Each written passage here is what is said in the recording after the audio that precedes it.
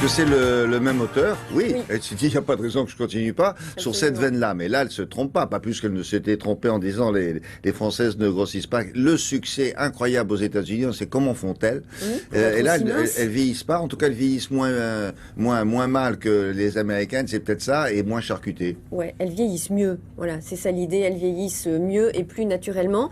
C'est donc le titre du dernier ouvrage de Mireille Guiliano. Ces Françaises qui ne vieillissent pas, défier les années avec style et audace. Alors Mireille Guiliano, c'est une Française qui vit aux États-Unis, donc elle a un regard un C'est peu ça. distancié des Françaises, puisqu'elle est à cheval sur deux cultures. Et sans qu'on mesure réellement, elle nous apprend que nous avons un mode de vie, nous Françaises, exceptionnellement sain, ce qui nous permet de vieillir en beauté. Et surtout, le mot d'ordre, c'est naturellement. Et même en matière d'esthétique, il y a une French touch en matière d'esthétique. C'est-à-dire que quand les Françaises ont recours à la chirurgie esthétique, il faut surtout que ce soit très, très naturel. Alors que les Américaines, plus ça se voit, Oui. et mieux c'est, Oui, mais en ça, on fait. ne le sait pas en France. Voilà. Quand on dit, mais vous avez vu la tête qu'elle a, mais elle est très contente de sa tête. Elles sont parce que ça se ravies voit. en termes de la chirurgie mammaire, il faut que ça se voit beaucoup, Voilà. la chirurgie esthétique, le nez, etc.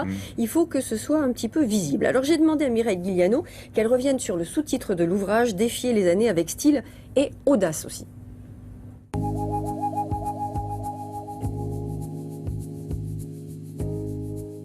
L'audace des Françaises, à mon avis, c'est leur côté battante. On est dynamique, on réagit, parce qu'on a toujours travaillé, si vous regardez l'histoire de la France.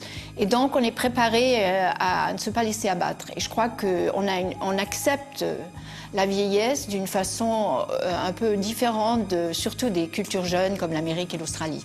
Il faut se préparer un petit peu, parce qu'il y a des changements dans notre corps, dans notre vie professionnelle, dans notre vie familiale.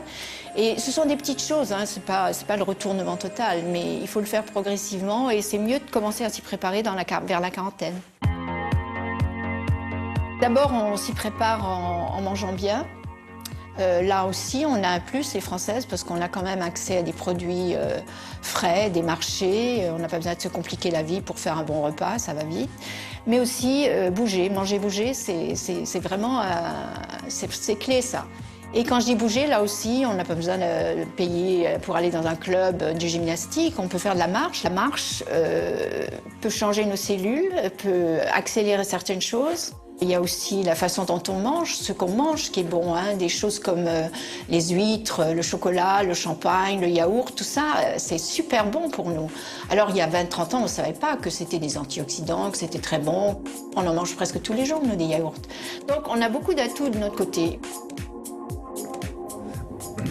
Bon, l'exemple qu'on a pris avec cette jeune femme qui s'appelle Marine, c'est qu'elle a 35 ans, ça, elle risque pas de vieillir à 35 ans. Ça va. Autre secret, c'est qu'on profite de la vie, nous, en France, Oui. par rapport aux États-Unis notamment. Nous, on a 5 semaines de congés payés, mais aux États-Unis, les entreprises ne sont pas obligées de donner des congés aux salariés. Donc, c'est tout ça un peu l'esprit, le lien social aussi qui permet de bien vieillir.